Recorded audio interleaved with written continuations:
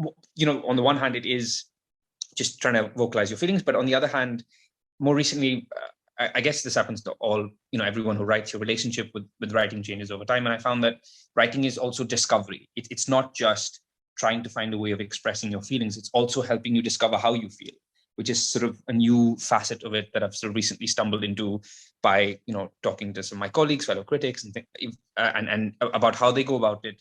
And yeah, sometimes it is discovery. Sometimes you're just sitting in front of a blank page and you sort of have some feelings about a thing, but you don't really truly know. And this only happens in specific instances, but you don't truly know how you felt about a thing until you write about it. And as you write, you discover your feelings, which is just a completely different way of doing it. But I find that so fascinating that, it's not just us expressing, but it also is us sort of discovering. But even generally, apart from the reviewing aspect, for people like me who have 15,000 Google Chrome tabs open in their heads at all times, it's like a constant headless chicken. I think writing can be so powerful in just organizing your thoughts. Even something like this, it's something where a day from now I'll think back to what I said here and thought, what if I had my thoughts in a more concise way? And anytime you're just trying to, even the most basic situation in life, you're trying to navigate it, a fight, a conflict, whatever it is, for people like me, writing about it really helps me make sense of it, which is insanely valuable. Apart from that, what does storytelling mean? Because that's essentially what I do as a film journalist. It's to sort of discuss and try to create meaningful conversations about the world of storytelling, specifically film and entertainment. And I've I think anyone who does this wrestles with what purpose this has and what value it has. But I think very simply, I think Roger Ebert said this, where he said that movie criticism matters and movie critics matter because movies matter.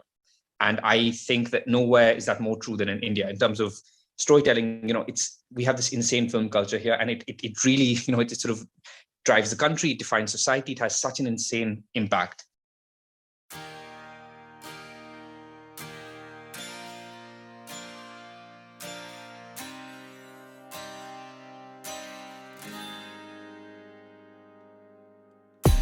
Hey everyone, welcome to the Closet Writer Chronicles.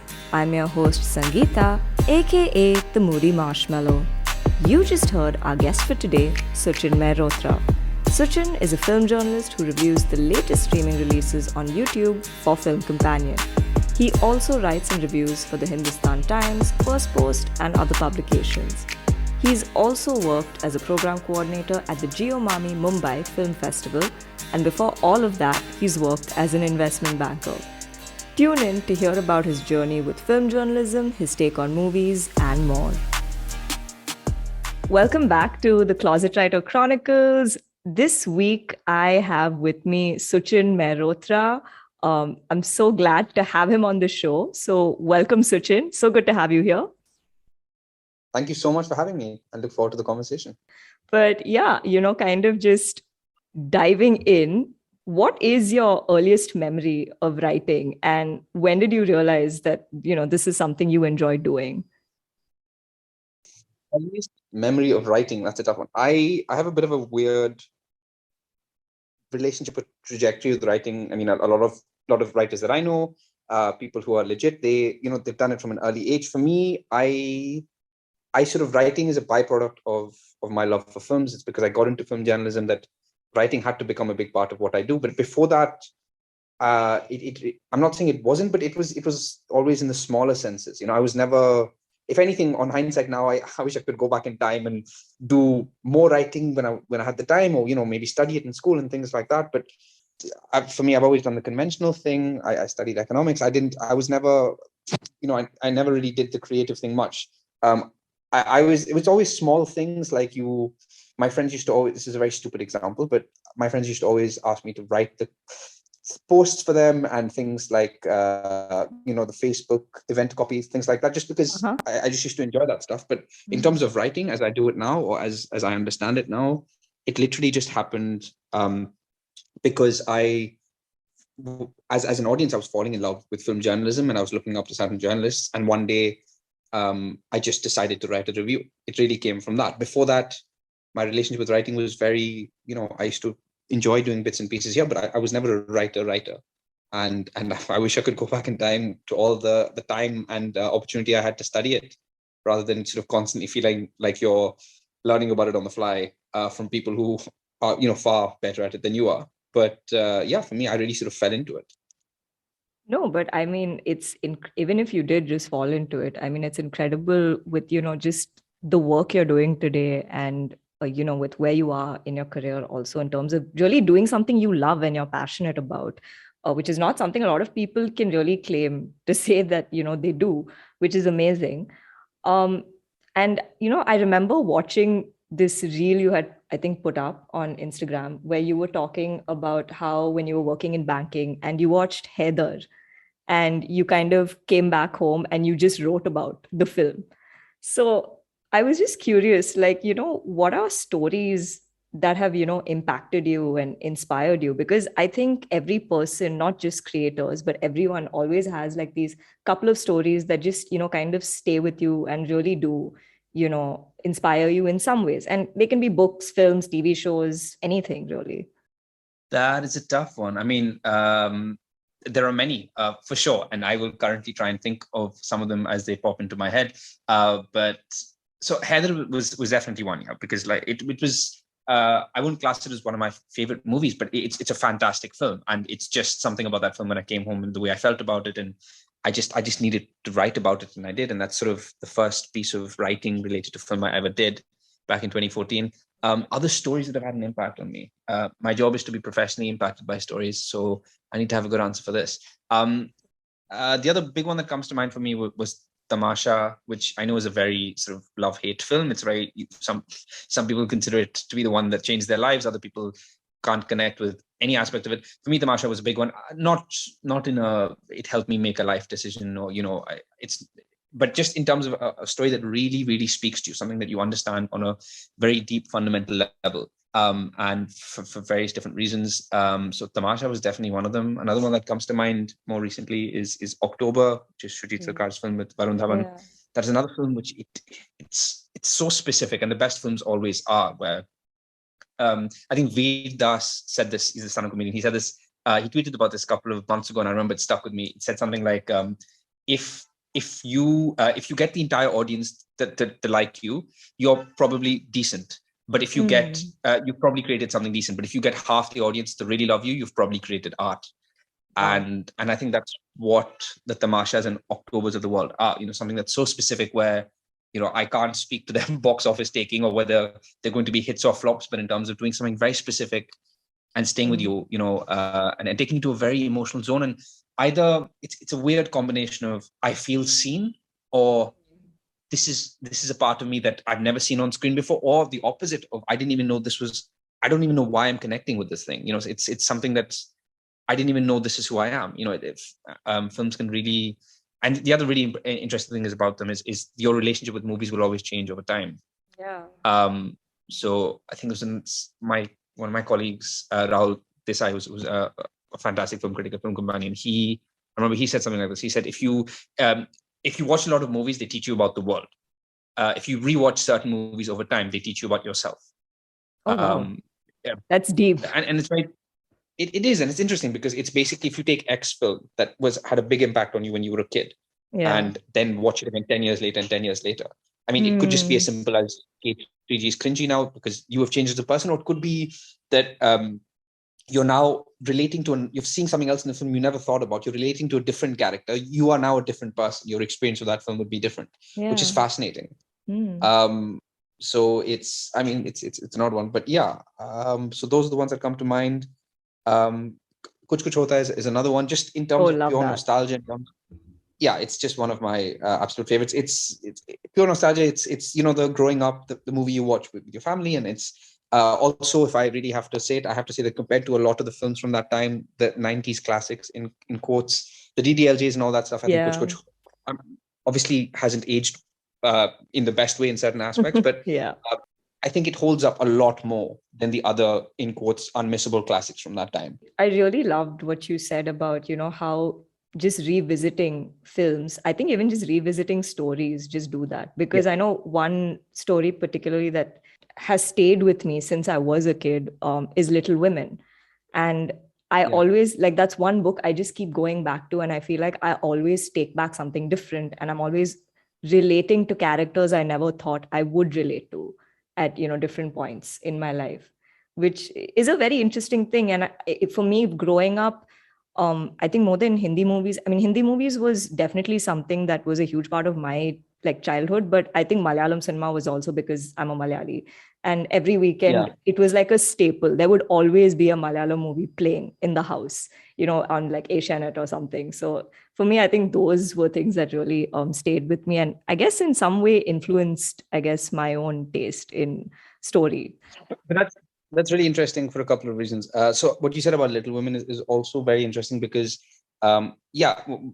what you said about, in terms of revisiting story over time and seeing your relationship change, it's interesting because that's partly about you, the fact that you are changing over time, but it's also certain stories lend themselves to. I remember there was another film critic I follow said this. Baradhawaj Rangan was also with Film Companion. He said that the best films or stories give you breathing room. They don't tell you how to feel about them. So there is space for interpretation. There is. And I think Little Women is a story like that, where it doesn't, it just sort of, it places the story in front of you, doesn't tell you how to feel it every aspect.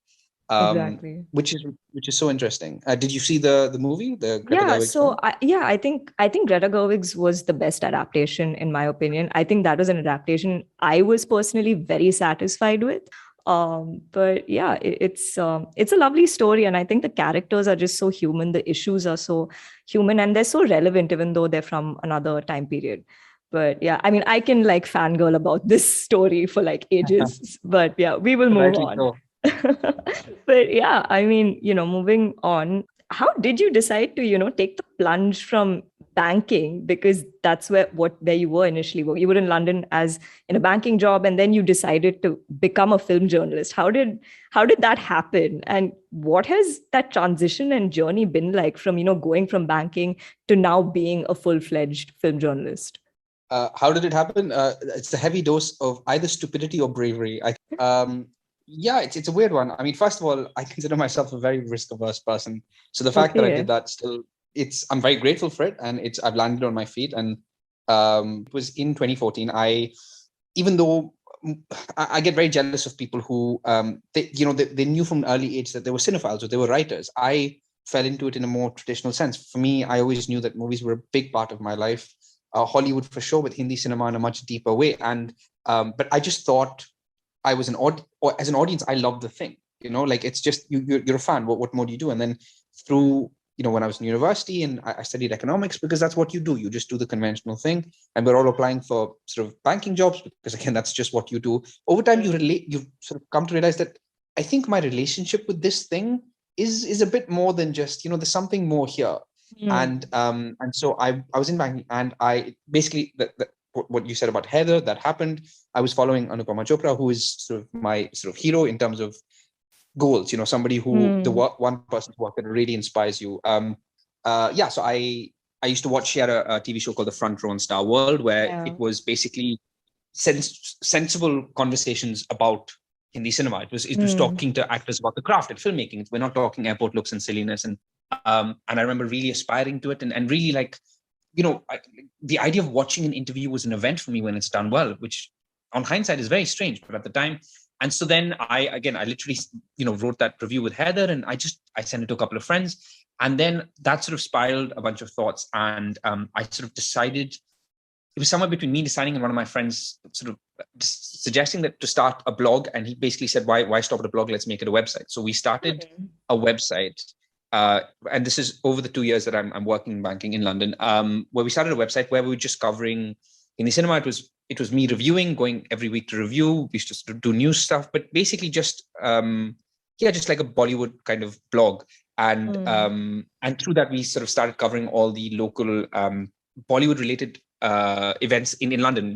Shah Rukh Khan and stuff used to come down for press conferences. Every time there would be any of that promotion stuff, we used to cover that. And I covered a few film festivals, and it got to the point where this blog was all I wanted to focus on. I used to go to work every day and basically either be thinking or just on the side, just working on this. It had my entire focus. And after point, when you love something enough, It gets to the point where you can no longer not do it. I remember I called one of my friends, and she was working at the Quint. She was interning at the Quint. So she was in journalism. So I remember calling her and saying, hypothetically, I think I'm getting really into this thing. If I wanted to explore this as a career, how would I do it? And she said, oh, very simple. You just quit your job, move here, start from scratch. And I told her to go to hell and put the phone down, because I said, there's no way I'm doing that. But as I think like 6, 7, 8 months passed, and eventually, I don't know how, but I was like, I think this is what I want to do. It was also a combination of I really wanted to move back to Bombay, and also, and this is also where the movies went, and it's where I wanted to be. So then after I completed 2 years, I quit my job, made my father very proud. And I didn't, apart from having friends and stuff here, I didn't know many people, friends and family, but, I didn't really know anyone working in the industry. And I literally came here, started from scratch. I was freelancing for about the first year, where I used to sort of write and review for websites and things like that, cover a few film festivals. At the time, it was absolute torture. I was like, when everyone tells you've done something really stupid, like, you'll believe them. Relatives you've never met will just produce themselves and tell you you suck. True.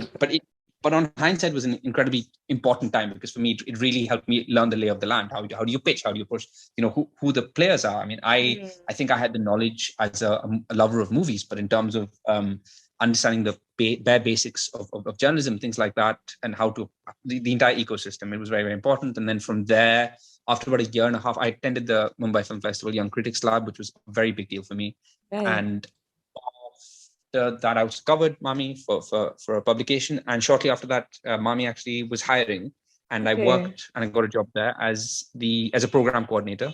So I handled all the Indian sections in 2018, and then following that, I got a job at Film Companion, which was always the goal.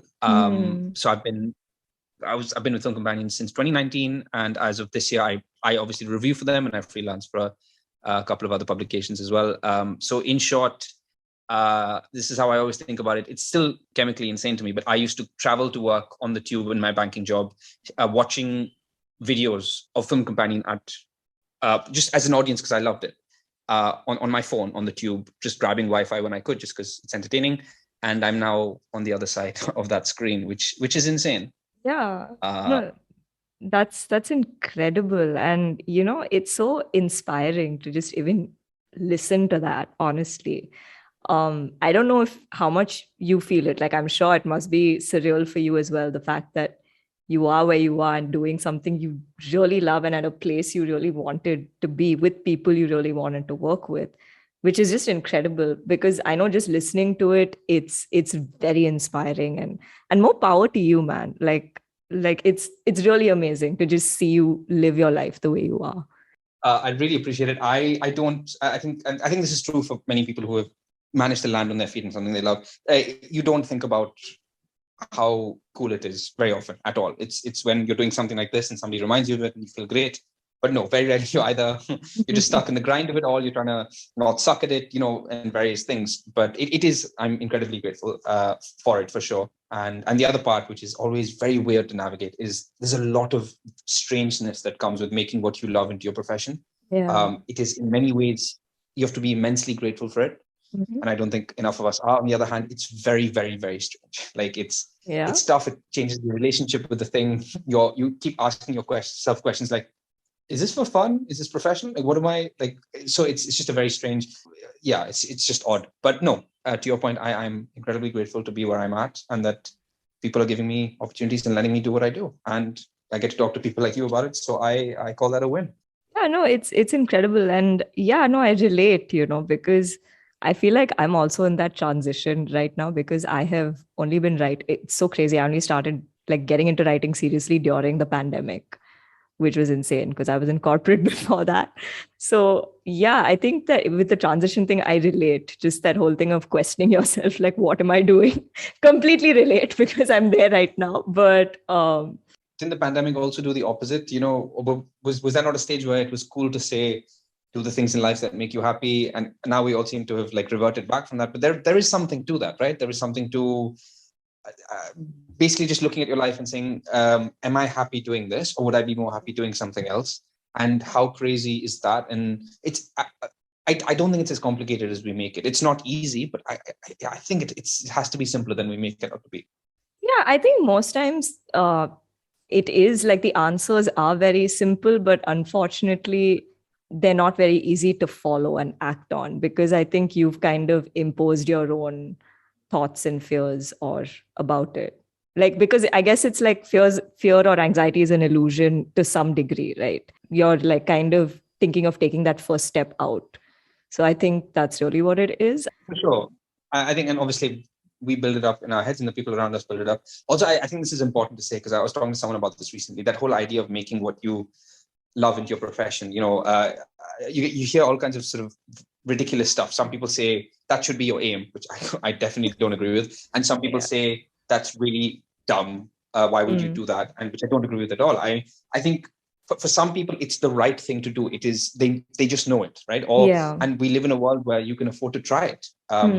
I think everyone has, it really depends on your relationship with the thing, because there are so many pros and cons that come with trying to make a profession out of it. But it really depends on for some people, if you love music or something like that, in a way that you don't want to do it professionally, but this, it's never been easier to pursue your passions outside of your job. And some people really want 9 to 5, they want stability, and that's completely cool. And there are people who can build an empire of their hobby side of desk right now, and that's amazing. At the same time, there are others who they just know deep down, I have to give this a go. And I think I could make it land. And by all means. So there is no one size fits all rule. It really is different for everyone. Oh yeah, I completely agree, because, I was having a conversation with another guest about this recently. And he's a storytelling coach. And, the discussion was, I think one of the biggest issues today is that a lot of people just don't try to understand themselves and understand why they do what they do. If you, I think, understand yourself and you kind of accept yourself without that judgment of, oh my God, like, why am I like this? Or why do I like this? Or why do I want to do this? Then it just becomes easier for you to figure out what you want to do next. But I digress. But yeah, I think, just kind of coming back to film journalism and what you do. So, it was really funny when you were talking about, how like these long lost relatives just landed up and were like, what are you doing with your life? So I'm just curious, what are some misconceptions you've seen that people have about, film critics and, film journalism? And have you personally faced any kind of, assumptions that were just not true and you had to be like, no, that isn't true? That's a very good question. So I think there are two parts to this.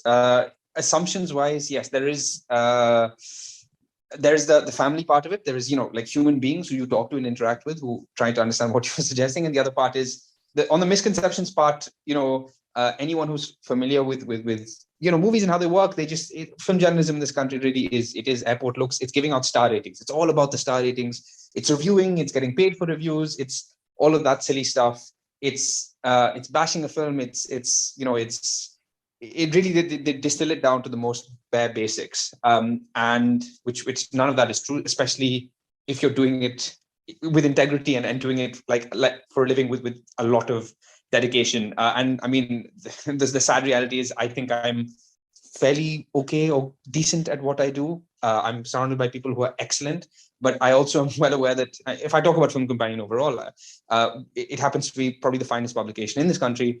And I wish it wasn't, only because, by which I mean, I wish there were more like it, but it's an exception, like really meaningful film journalism, having proper conversations about storytelling in a country where storytelling means so much. It's, it's very rare. Most of it is all the silly stuff. I remember somebody used to say, you go to an average trailer talk, you have to go to an average sort of, a trailer launch, those events where they send press and stuff. Some of the kinds of the caliber of people and stuff, it's ridiculous, it's hilarious, it's people you'd expect to be in the Big Boss house. I remember I was in London with the Shah Rukh Khan press conference for Happy New Year. I told you about someone brought their baby, and the whole press conference, it was insane. It was they brought their baby just because they wanted a family picture with Shah Rukh Khan. Wow. So it's that sort of thing. I mean, like trailer events here where people, they just literally, it's very, people being very, very strange and wonderfully Indian. But I remember somebody said this years ago, where basically the standard of film journalism is so poor. And a big reason for that is it was, I don't know, it could still be very typical at a news organization. The most typical standard is identify the dumbest person in the room and send them to cover all the film events. So if people don't even take it seriously on that level, then how can you be surprised when the level of it is what it is? Right. On a family level, it's I think just people have no idea what it is. I mean, that's all it is. It's like people want things they can understand. So Definitely. it's if you say you wanted to be an actor, you can get a different kind of lecture, but they understand what that means, or they think they do, or filmmaker. But when you say I want to be a film journalist, like sometimes, or you just say journalist, because that can make sense, because people always want, because it's a very specific thing, but some people always want it to be packaged in a way they understand, right? So if when I do my dad, I want to be a film journalist, God, he probably still doesn't understand that. But when I get my first piece, when I got my first piece published in the Hindu 2 years ago, that he understood, that is tangible. When you are talking to X, big face or celebrity or star, and it's on YouTube and it has that many views, that is tangible. So, and I'm not so for that world, for family, they need to see it in a way that they understand it, which is just what it is. So it's just people don't really understand what film journalism really is, because if you're a fan of movies and stuff, you obviously live and breathe it. But if you're not, you have to say that you review stuff and you interview people, and you just distill it to the bare basics, which is fine. That's the way it is. It was even trickier when I worked at Mami. Okay. To explain what a film festival was, I was like, it's you basic the movie, it's the world cinema. But no, that was very tough. So then everyone just treats you like, what's he doing? You're like, they're treating you like the kid who got a face tattoo. But it's fine. That's you make your mark and let them enjoy the family WhatsApp group. But then how did you explain it to people? Or did you you're like, okay, let people just assume what they want. I'll just keep doing what I need to do. That's an interesting one. It's, first of all, why do you need to explain it? Like, in the sense that I'm not someone who says that, if somebody doesn't explain it, they can go to hell. But you just, it's a combination of, do you have to explain it? So obviously, if you're at a thing and somebody asks, then you try and explain it in the most bare basic sense you can, in a way that they would understand it. And if they don't get it, who cares? But sometimes it also helps, like, again, there was some family member who Mami, they could make sense of it, because it's funded by Reliance Jio, so that's like a big thing, again, the tangible thing that their brain can process. And there are other times where are people genuinely interested, or is it just like a random question, and maybe they are not understanding, maybe they are talking behind your back? But I think the biggest lesson that I've learned, that I wish I knew then, is, with all due respect, it does not matter about all that matters is what you think of it. If you walk into a room and you're proud to work for the Mumbai Film Festival, then that's all that matters. Then what you say to that person is relevant. And with me, just because I was still trying to figure out my space, if enough people said, what are you doing? It sort of sticks in your brain. You're like, wait, what am I doing? But it's people don't have to understand what you do. They don't even have to respect it. That's their business. But if you're proud of the thing, you feel like you've landed, you're excited to go to work, and you feel like you're really achieving something, and you're in a place where you're like, wait, what? 5 years ago, if Suchin could see me now, he'd say, what? That's a win. And everyone else can respectfully go to hell. Yeah, that's very well put, actually. But no. I know, I'm surprised too. No, but I mean, I do agree. I think as long as you can make sense of what's going on, and as long as, I guess, you know why you're doing what you're doing, and it's worth it for yourself, then that's the most important thing. And, people who need to understand will understand. And hopefully people who don't understand will at some point understand. And if they don't, that's okay too. Sorry, I think it's also trust. It's also, rather than just being defensive, I don't expect these people in these scenarios to understand why you're doing what you're doing. That's beyond them. But it's also you trying to, if they do have a concern, it's not a fun exercise, but it's you trying to understand if there is any value in what they're saying. To understand, taking away all the unnecessary aggression of it, trying to understand, okay, so is there anything they said that actually I should be thinking about in terms of my overall approach to my, is there something that they've identified that wasn't on my radar? So there can be value in it, for sure. But overall, it's exactly what you said. As long as you know what you're doing, then trust yourself. Yeah. It's basically the critic taking constructive criticism from people. Something like that. That sounds like that should be the name of my autobiography. But yeah, something like that. Slightly shifting gears a bit. Now I feel like there's so many more book to screen adaptations, which is like a rising conversation, because say with what Marvel and DC are doing, we just spoke about the Little Women adaptation, which has been, I don't know, adapted how many times at this point as a film. What is your opinion on those? Because I believe even The Last Queen by, Chitra Banerjee Divakaruni just got bought to be made into, I think, either a film or web show or something of that sorts. So, what is your take on book to screen? I mean, it's an interesting one. I think overall, not India specifically, overall, I mean, it's great, but why not? It's all anybody wants. Ideally, you want a great story told, right? And a lot of people will say nowadays more than ever, and it's valuable, you want an original great story told. I think book adaptations are some of the most fantastic films. As long as it's a great story, who cares? Obviously, you can get lost in the intricacies, and very rightly so, of adaptation, whether you're doing a remake of an old movie, remake of a film from a different language, or remake of adaptation of a book. I think a lot of people, it's a very tricky thing to do, but they get lost out, because I wish more filmmakers would understand that you're adapting the essence of the thing. You're trying to take the spirit, because ideally the version of it should be very different. I'm not talking about changing stories or characters, but it's the same spirit, but ideally it should be in a very, very different way. It's its own thing. The kinds of things you could do on screen that you can't do in a book, and vice versa. In India specifically, I think it's very exciting, and we need more of it, only because there are book adaptations here are very rare. It's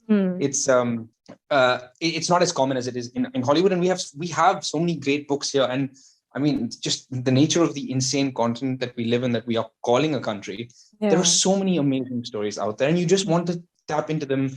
And so many of them are books, and that's cool. And you really wish that you want to see more of that. And I do think that has happened more and more over the last few years. And I hope it keeps happening, because we just want to see great stories and not the same thing over and over again. You don't want to see half-baked, small town social message rom-coms, which is Bollywood's new favorite genre, which has just been conceived in an office somewhere. Yeah. Give me something actual and different. So I think book to screen, I mean, they're great. I think more than book to screen right now, it's just the remake culture overall. Yeah, which is, prime example, you talked about Malayalam films. Any Indian cinephile, who has any sort of self-respect are all currently obsessed with Malayalam cinema, as we all have. Yeah. I mean, we've all fallen in love with them over the last 5 years. It's so wonderful discovering a new film culture, and which I don't feel like I'm watching French movies. It's familiar enough to give me all the same feelings of why I fell in love with Hindi cinema, but it's still new enough for me to really get lost in a world. And they're obviously the finest movies being made in the country today. And yeah, it sort of annoys me when you find out that Malayalam film or that Tamil film is being remade in Hindi. And you're like, yeah, and you're like, first of all, why? Second of all, you're wrong. Third of all, just change your life decisions. But more than that, it's also this whole subtitle thing of, I know that I am your typical cinephile, so I'm watching these movies through and through, and I'm watching them with subtitles, and I still get to love so much of them. And I know that not everyone's comfortable with that, but I genuinely dream of a day, and it's already started happening in various things, where these films are so big and they get so celebrated that you can't remake them in Hindi. The audience is aware. A good example of this is Pushpa, which is a new Telugu film, which is in cinema right now. It's one of the few films that has made real money over the last few months. And the Hindi version, the Hindi dub version of the Telugu film is making more money than the big Bollywood films out in theaters right now. Yeah, it is. You can't remake Pushpa. And that's great, because people are seeing the original film. So, and I hope we get to see more of that, where Malayalam films get celebrated a lot more for what they are. So then there is so little value in remaking them, because everyone's seen them and they appreciate the value they have. Yeah, because I think, for me, if I had to talk about, because I grew up with Malayalam cinema. So I think for me, when the world woke up to Malayalam movies, like a part of me was very happy, but I was also very, I feel like I'm still a bit apprehensive when people talk about it, just for the reason, because it's great, it's getting the reach, but also just, the fact that, oh my God, we're getting more remakes, which are just not necessary, and I guess there's also that underlying fear of, people from other industries or outside, please don't come in and ruin what's happening in Malayalam movies right now. I think that's one of the bigger things, at least for me as a viewer. which I understand, and I think that's very unlikely from my very basic understanding of the industry and the few times that we have interviewed, artists and filmmakers and Ashiq and Fahad Faasil. There's something so wonderful. Yeah. Again, this is a complete outside perspective of it, but there's something so wonderful about Malayalam cinema. First of all, it really feels like all the storytellers and filmmakers and actors, they all seem to be genuine friends, and everyone's really supporting each other. And more importantly, despite the fact that their movies are being celebrated in a bigger way that, just people wise, than they have been, maybe ever. There's no ambition there. And I mean that in the best possible way. They're not looking to make the big pan India film. I know for a fact that a lot of these top artists are constantly, and actors from Malayalam cinema are constantly being courted by Bollywood, are getting calls, are trying to be stolen away and asked to, be mounted in these projects. And they couldn't care less. Like, they're so happy making their rooted films, and regardless of whether they get 50,000 crore budgets, they really are just doing that, and that's enough.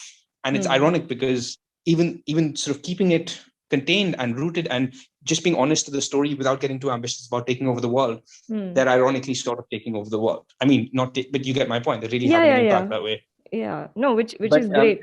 But I wanted to ask you, does it annoy you then? Because two things have happened from sort of people who I know who I've spoken to who've grown up with Malayalam cinema who are now seeing this recent obsession. Number one is you get a lot of sort of the mansplaining and sort of cinephiles who've basically been watching it for like 5 years, but they're acting like the experts, even though like, bro, you just woke up to it. And the second one is apparently there are a lot of people in Kerala who are getting annoyed because the films that are sort of traveling, probably mostly the Fahad Faasil ones, right? Those are the ones that are really having an impact, that are really having such a big, having such a impact around the country. There are a lot of people in Canada saying that, no, but you guys are celebrating them as the best films, but there are actually far better films or greater things. Like, it's almost like there's already a rich culture here, and these are not the best ones just because they're traveling and things like that. You guys haven't even seen the best of what we have been making. Is that something that you agree with at all? To a degree, because, okay, so the thing is with me, like I said, like I've grown up with Malayalam cinema, and yeah, of course sometimes it is a bit funny when people kind of who've just recently woken up to Malayalam cinema, also because it's the new in thing and it's the new popular trend or whatever, because for all you know, tomorrow it could be Marathi films or Bengali films or some other language films, right? And then suddenly they'll be like into that, and they could very well forget Malayalam cinema and go with whatever else, because like, oh, there's suddenly like amazing stories coming from this place, which is great, which is well and good.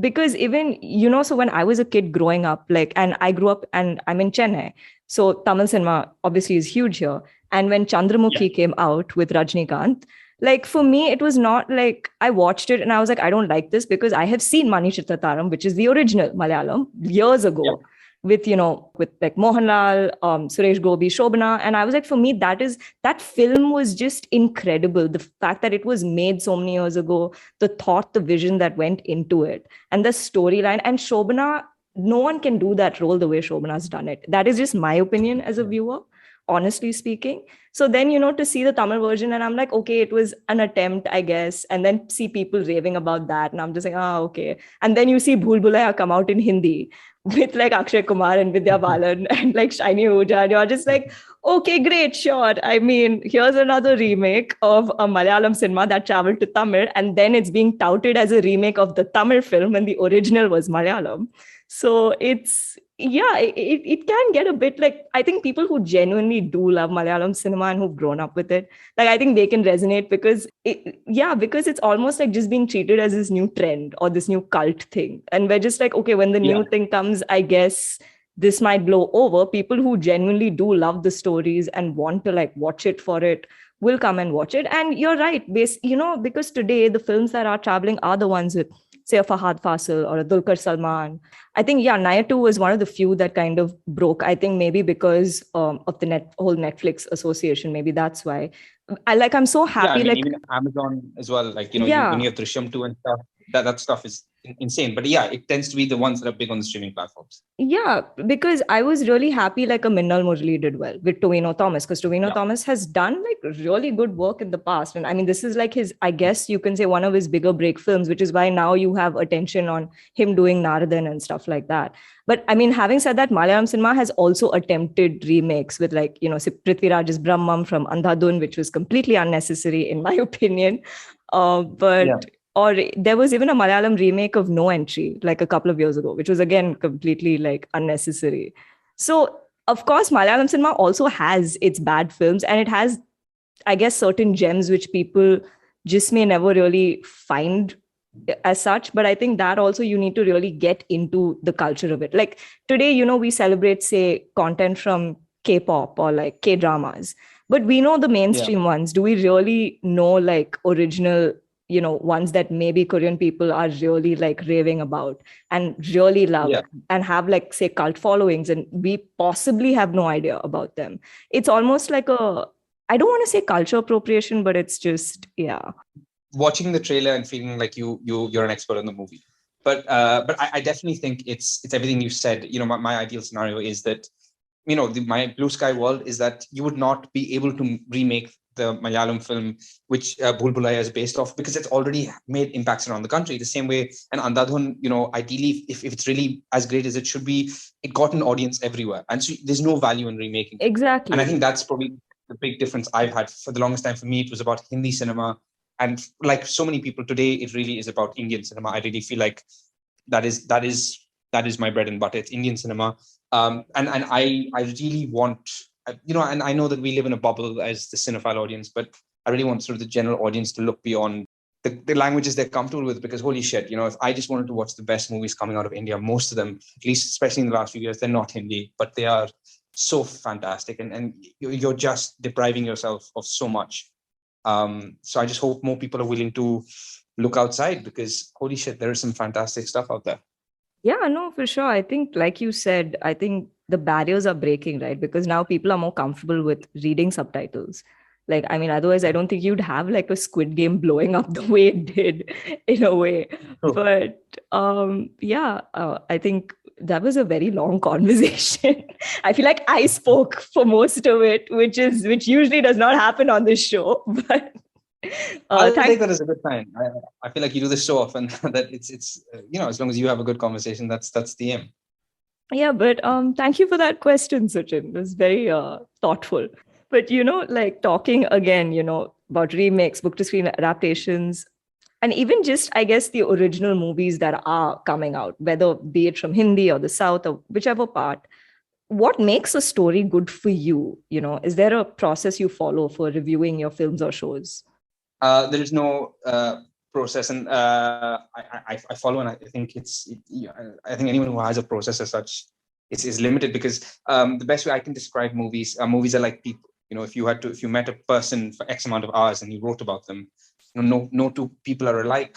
They might be very similar and stuff, but it's like a living entity. It's like a life. You can't sort of use the same tick. I mean, that's a very classic issue with which a lot of aspiring reviewers start with, where it's basically, I have to write about performances. I need to tick box on cinematography. I need to write about the craft. I need to write about the actors and the story and whatever. But every film is so different that it deserves its own style of writing. I've read reviews where it's just somebody making bullet points of the observations, and they're fantastic. I've read reviews where the reviews it's barely about the movie. It's about the critic talking about his own life, which I know can sound pretentious, but it's basically, that's the impact it had, and it's wonderful. Every movie is its own entity, and there is no right way of doing it. But in terms of process, the only thing I'd say is Anupama Chopra, who's obviously my boss, but also someone I look up to incredibly, has said this in the past, and I concur with that in a big way, which is,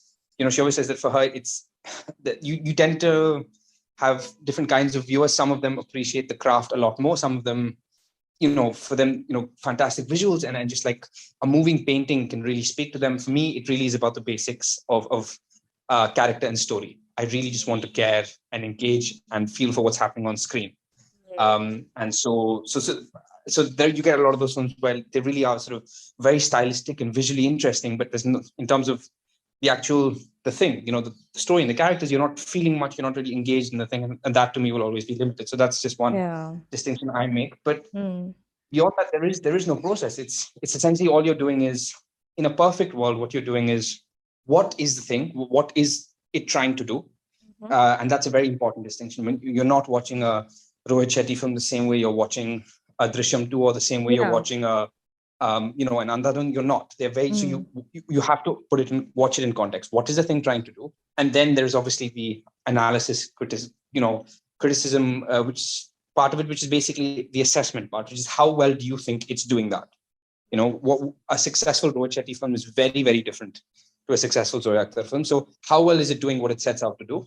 And then, how do I feel about it? Because technically, a review is a perspective. Ideally, it's an informed perspective. It's someone writing who ideally knows a bit about what they're talking about. But it's how does it make me feel? And then I guess the fourth point is going beyond the surface, going beyond the the basics of and the adjectives of this is what worked and this is what didn't, and this is what segregates reviewing from criticism. But trying to put the thing in a wider context. Really like speaking about something wider and something beneath the surface of what's really happening with this film, and sort of placing it in today.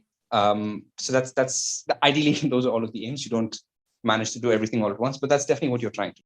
No, I completely agree, because I think even for me, like say when I have to like review a book or do like a manuscript evaluation, I think it's pretty much the same thing. It's like, what is this story doing for me? Like, how is it impacting me emotionally? Or, what is the effect it's having on me? And I think really then kind of seeing, okay, what is it doing right? Or what is it not getting right? And is there a way to improve that or build on that?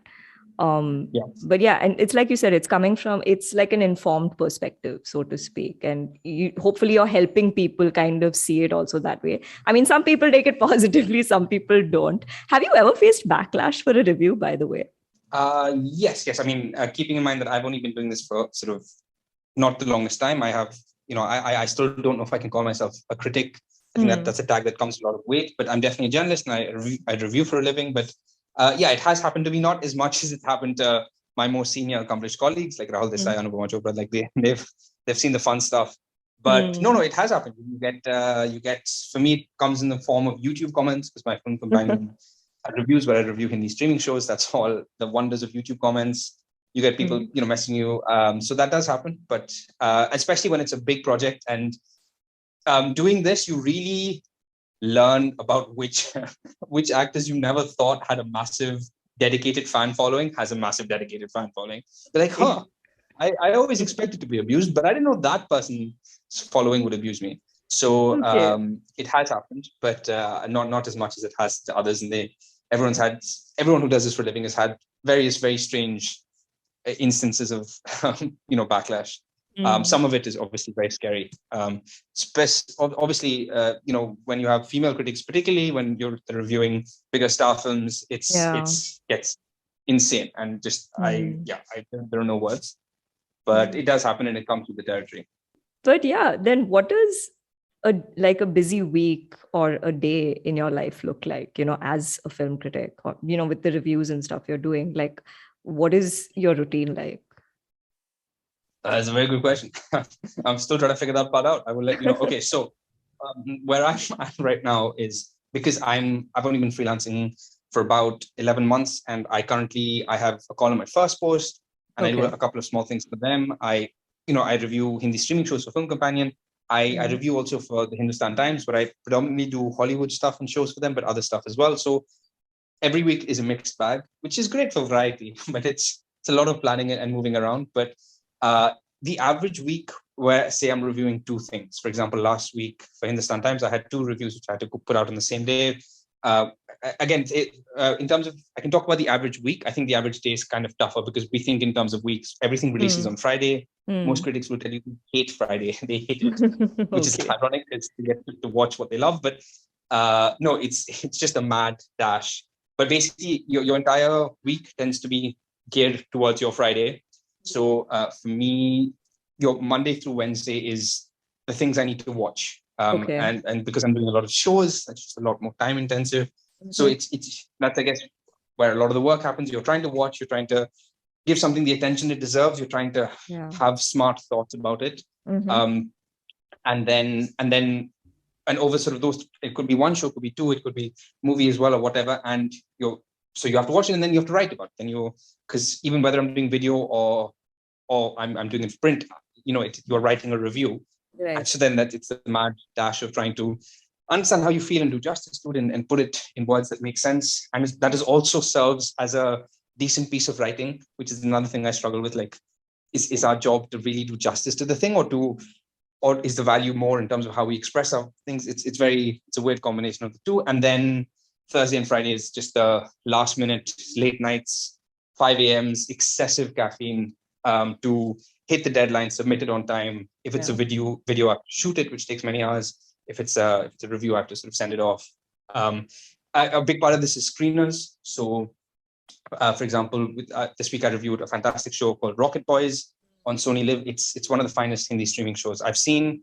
And they sent us, for some projects, they will send you screeners. In the old world pre-pandemic, you'd go for the screening, depending on how much, in the most basic way. If they're very confident about what they've made, there will be a screening and it will be within decent time. And often when, they're not happy with what has been made, there just won't be a screening or it'll be last minute. And in a perfect world, so what happens in Hollywood is they send screeners insanely in advance. Because it lets the critic really live with the thing, do justice to the thing. Because ideally what we should be doing is really putting together a conversation that this film deserves. What we're actually doing is trying to do that within 2.5 hours. We're trying to hit a deadline and, editors shouting at you and everything's going and you're caffeinating, you're not even thinking straight. It happens under these crazy deadline, which it shouldn't. It's just unfair to everyone involved. But it's a race, right? It's about who gets their review out, not first on Friday, but gets it out soon. And because Friday, when Kapil Sharma's comedy special drops, is when everyone's talking about it. And if I put my review out on Monday instead of Friday, it's going to have, that's the day we're going to talk about it. That's the way we're going to be flooded with reviews and people are going to want to maybe know about it. So because you're working towards the deadlines and here we don't have, the screener culture isn't as much. So on average, if you're lucky, you'll get screeners midweek. So let's say Tuesday or Wednesday. And so you literally have 72 hours to, and this is for one thing, obviously reviewing multiple, but to watch the thing, to write it and to shoot it or submit it, which I know sounds like a lot, but it really isn't. And that's why your sense of like work time goes up. There's nothing 9 to 5 about this. Yeah. So it's just, it's a very, that's why there are times on a Saturday you're watching something like, wait, is this work? Am I relaxing? I have no idea. So it's a weird one, but I think we really think in terms of weeks, in terms of something coming in and just hopefully having the time to watch it, write about it, do justice to it and submit it. No, but that's really interesting to hear that, how you kind of work your way or, generally how I guess a film journalist would work in terms of reviewing stuff. Like just even with the way I think entertainment's kind of expanding now, because I mean, the first thing is even with films first it was films, now it's also web shows and streaming, right?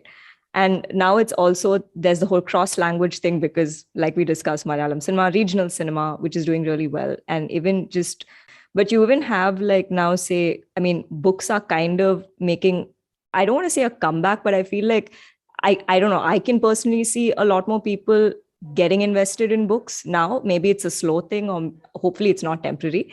And podcasting is another thing that's again which seems to be picking up. What do you think the future of entertainment could look like, with the way things are just moving? And, is there anything you're specifically looking forward to or hoping that will happen with the future of entertainment? I can speak specifically to sort of the film industry here. The larger parts of entertainment, I won't be able to. First of all, I think with the movies, it's the nature of the entertainment industry that you can never predict. Specifically in terms of where we're at now, nobody can predict. I know for a fact that the biggest entertainment companies in the world are currently running around like headless chickens, only because, they're all just trying to figure out what the hell is going to happen. Very broadly, we live in a space where because of the pandemic, the theatrical experience is the big question that everyone's asking in terms of what the hell is going to happen. Are we ever going to go back to in quotes normal when it comes to movies? Because, streaming is here to stay. The streaming movie is here to stay. Minnal, Murali, we're going to see a lot more like it. which is wonderful. That is going straight to Netflix. And so that whole distribution thing is gone for a six. But it always used to happen with us, right? Especially in India, where distribution is such a pain, where small films that are great really struggle to make a mark against all the big stuff. But I think a lot of people say that's going to be harder than ever, because basically it was tough enough to draw people to theaters in a big way in 2019, pre-pandemic. A lot of people saying it's never going to be harder unless you make RRR, unless you make Bahubali, unless you make the biggest film that that rivals a Marvel film. If it was event cinema before, it's going to be event cinema in the biggest way, and the small films will go directly to streaming, which might be better because they struggle to find an audience in theaters because of the way distribution works. So and so maybe they seem to be. It's happened with Netflix a lot. If you look at the last 2 years, it's insane how many times an in quotes indie or small film, Indian film has gone to the top 10 because Netflix, which is wonderful. Like Sir, which is a film with Rohina Gera made with Tilotama Shom. There was another film, Akune. These are indie films that are top 10 on Netflix, which blows my mind. But the problem then is if your small films are catered to on streaming and your massive films have to now be more massive for people to take them seriously. The problem is that everything in between, which actually in India is most movies we make. For us, the biggest films abroad, they need somebody flying in the air. For us, a Tovino film is a big film. Or Ashiq Kumar, where the story could be small, but those are your big star vehicles. Those are the ones where there's a lot of, I think the best films for me anyway, that come out of Hindi cinema, the ones in the middle. They were what Zoya Akhtar was making, Vikramaditya Motwani was making, Anurag Kashyap was making, where they're not your biggest starry vehicles. They're not indie films. And they most often were. Anubhav Sinha is another interesting example, where they were the best films year on year. And those are the ones that I think everyone's really confused about where they'll go, in terms of how will that pan out? Do they go start directly streaming? Will they be able to make a mark? I think that's the other one. But those are, if you look aside from distribution, I think it's what you said before about, which is on a more heartening side, the barriers between industries coming down. I think that's wonderful to see. I just in terms of talent, you look at the actors and sort of the storytellers, in coming out of South India, and you just like, and some of them just completely outmatch Bollywood so much, and these industries are coming together, and it is wonderful to see, and you hope it happens much more. Like a small little example, in terms of all this crap about the pan India film, just input the simple thing of taking talent from another film industry to be a part of your film from both a storytelling and strictly marketing perspective. Tamil cinema has been doing it for years, right? The South has been doing it for years, but it got people from Bollywood, and to really make it, we've started yesterday. Like, it's like Bollywood is just woken up to I'm talking specifically about the industry, to the wonders of whether it's a Vijay Deverakonda and putting him in a Dharma film, whether it's everyone running after Fahad, whether it's everything we're doing with Telugu cinema. It's just like the simple act of just embracing, forgetting how we, depict South Indians in these films. That's like a whole other thing. But the simple act of just, embracing the talent of, now you have Vijay Sethupathi who's going to be in a bunch of Hindi films. Like, it's sad. We just woke up to it. But yeah, I think the point is that that's going to happen a lot more. And I really do hope it becomes a lot more about Indian cinema in terms of talent, because we have so many such fine artists and storytellers, and you're just excited for more people to find out about them. Yeah, and I think a bunch of director writers I've been seeing who's been doing it really well is Rajan DK, be it with Family Man, and just the projects they're coming out with and the combinations of talent is just incredible. It's mind-blowing. Because when I watched the first season of Family Man, I was blown. And just the fact that they got Neeraj Madhav to do that role and retained his cultural identity without any kind of appropriation, and then to take season 2 into like Tamil Nadu and depict it for what it was without any kind of stereotyping. And it was just insane, the fact that they could make something like that. And I was like, I'd love to watch more such, content. And yeah, I think it's an exciting space. Tweet about this the other day, which is just the modern way of saying I had a thought, which was, I genuinely think in a world where everyone's trying to make a pan-India film, which I just think is ridiculous. Rajan DK, I think, achieved more in terms of just telling a pan-India story and bringing together stellar talent from different film industries together in 2 seasons of Family Man than about 20, in quotes, pan-India films, which have cost like probably 3,000 crores in total over the last 5 years have managed, like in terms of just the spirit of keeping it localized, to not just tell Bombay movies for Bombay people, and really and bring, and just, Samantha, like many of us are aware of her, we've seen her films and how talented she is, but the fact is what they did with her, true, both as an actor, but also putting her on the map to show the world that, here's a fantastic actor you should know about. Holy shit. So I think Rajan Dekar are a fantastic example. So yeah, I mean, it's an exciting future, hopefully. And yeah, I mean, I'm really excited to see, where I think entertainment in general goes, because I think the whole conversation on the creator economy now is also like just buzzing. So yeah. But on that note, we're now coming to the end of this interview. And we usually end with these last two questions. So the first one is, what are you aspiring for? What is something you're looking forward to in the near or even, distant future? Bloody my aspirations are to have some. No. So okay. I think it comes down to what we were talking about earlier. Doing what you do, what you love for a living, is incredibly complicated, especially when the thing you love is being a film journalist. Journalism is not, it's not exactly something you enter for the big bucks. It's a very difficult industry to navigate.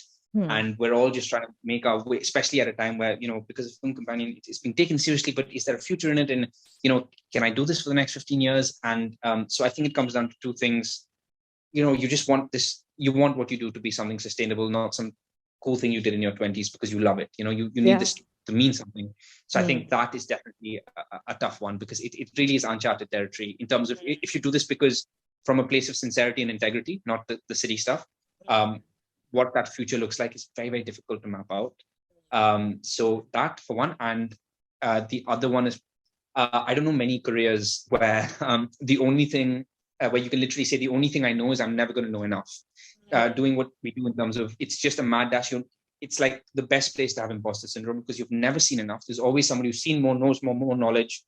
Both, and I struggle with this very frequently, both in terms of movie knowledge, but more recently in terms of writing. You meet fantastic writers and how they think and how they approach it. And you just always you're never going to be enough, and you just always want to be better. And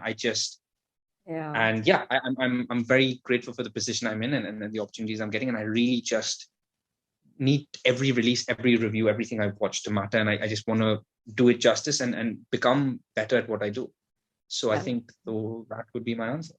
Oh, that's amazing. And yeah, more power to you. And hopefully you will keep getting better. I think you'll just keep growing, honestly speaking, because finally, what is, a piece of advice or just something you've learned you'd like to share with people? Again, can be creative, professional, or just something you've experienced in life and you just wish people were more aware of it. This is one of those things where, like 6 hours from now, I'm going to think of a great answer to this. I've got one, actually. It's very small but very important. It's I think in the messy world of doing what you do doing what you love for a living, taking big risks, even like what you were saying with yourself in terms of taking a leap from the corporate world, being in uncharted territory, doing things that, or even people who freelance. Things where there really is no structure, there is no path, where you're really forging your own path, for better or worse. Many good things will happen. I don't think people take enough time to stop and celebrate the wins. Maybe it's a right thing, maybe it's how we function. It's definitely how I function. When you tell me, the question you asked about, you must be, your journey's been so interesting and great, and you're 100% right now, and I do not give that enough attention. So it's something that a friend told me recently, and it really stuck with me. Sometimes our whole lives are just made up of these insane small moments. Somebody retweeting your tweet, your review, somebody messaging you saying something you worked on really, that really had an impact on them, and you're very grateful for it. It's you leaving a career path and applying to something else and being accepted. It's, jumping on a cool podcast. They're just a bunch of small things, and taking a second to celebrate it. I don't think any of us do that enough, where even it could be the smallest win, but just because I know for a fact that when something bad happens, you're going to be very dedicated at giving it 6 hours of your mental energy. Well, we are so good at that. But when something cool happens, just stop. And especially for those of us who live life like it's a mad dash and just running around like crazy all the time, just stop. And that moment, that little thing, that little milestone deserves celebration, and you owe it to yourself to stop and be like, yeah, just be grateful, say thank you, and celebrate it and celebrate yourself. Love that. No, I completely agree, because it's the little things that add up to the big things, right? So yeah, you do really need to kind of take stock of that as well. I know I said that these were the last two questions, but we have a fun rapid fire round, because how could we not? I mean, considering the amount you have spoken about Coffee with Karan in certain reviews and interviews. I don't know what you're talking about, but I do think it is the best thing that's ever been made, and it's where I've got all of my knowledge about most things in life. If listeners are clueless about what I'm talking about, please go watch Streaming with Suchin, his review on Rocket Boys. You will know exactly what I'm talking about. But also, I don't want to throw off, but I know for a fact I'm the only person in the world who's watched the fantastic storytelling achievement that is Rocket Boys and somehow managed to bring in Coffee with Karan into such a sophisticated show. I don't know, like that's my talent, I guess. So this or that, written reviews or video reviews? Ooh, video reviews. Okay. Films or shows? Films. Marvel or DC? DC. Streaming with Suchin or Creators Crossing? That's really tough. That's why it's there. Oh. Right now, reviews. Streaming with Suchin. Yeah. Okay, cool. Which review of yours are you most proud of, and why?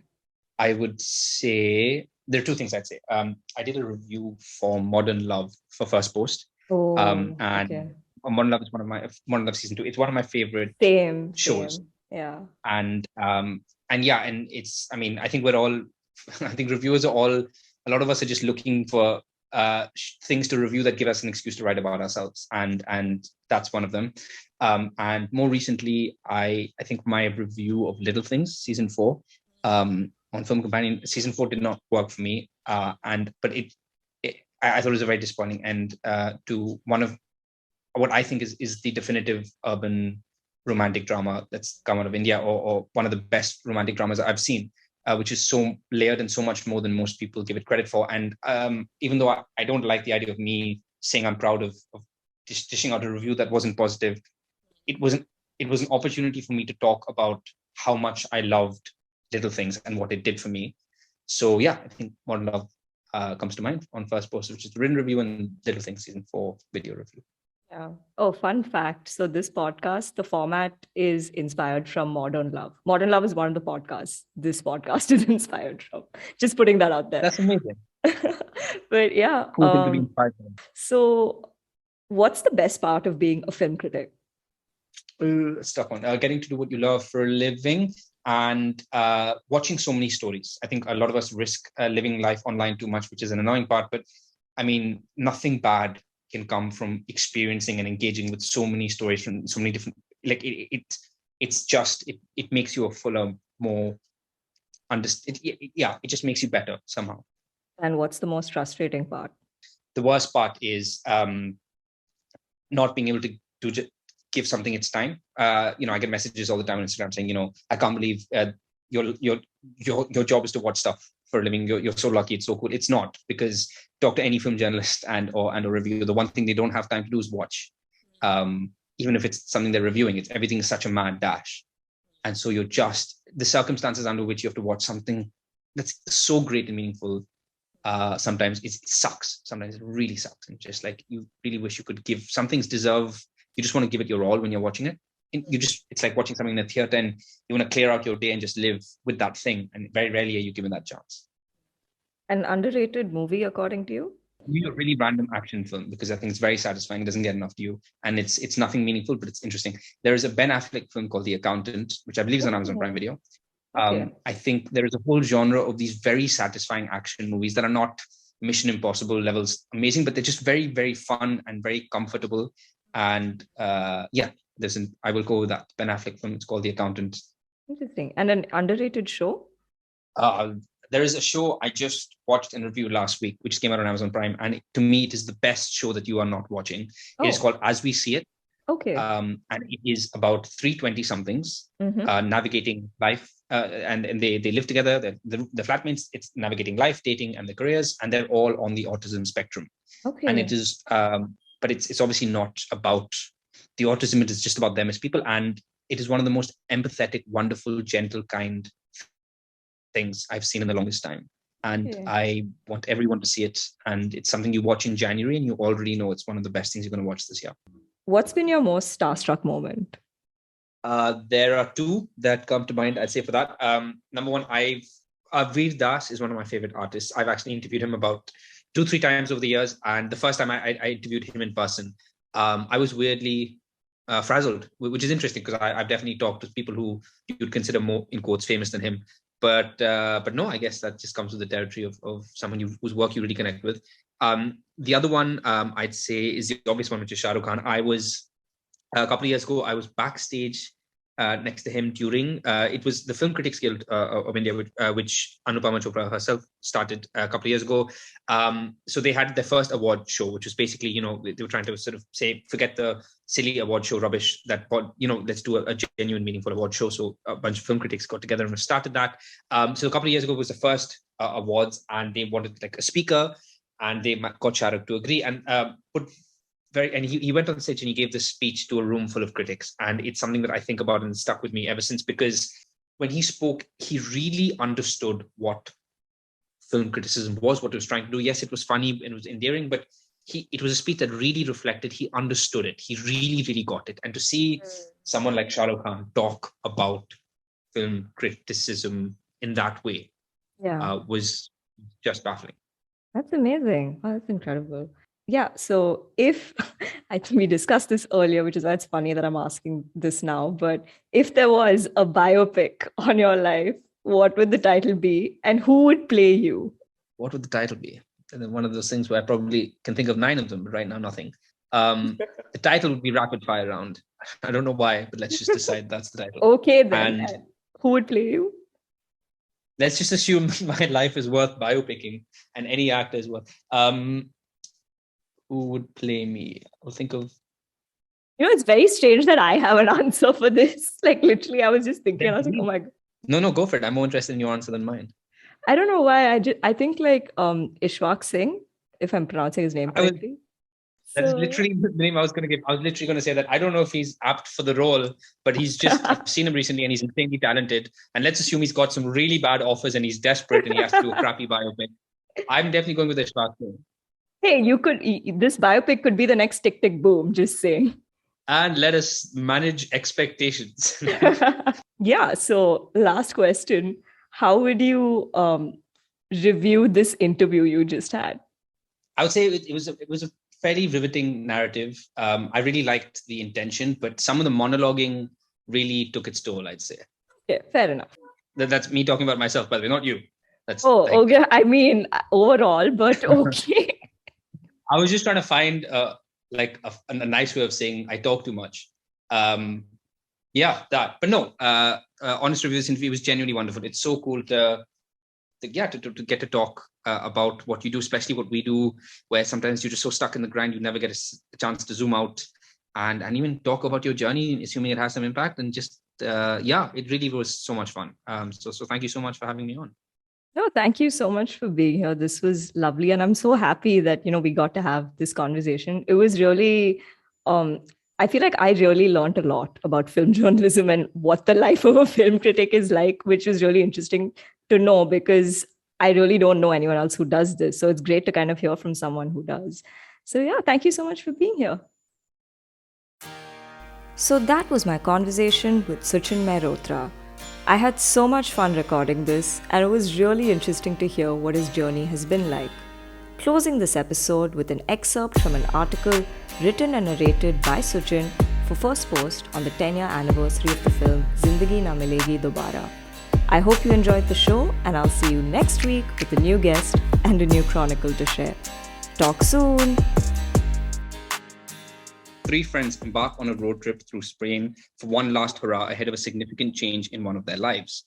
The year is 2016. The trio in question consists of my 2 friends and I as we set off on our very own Zindagi Na Milegi Dobara inspired road trip, looking to be the heroes of our own road movie.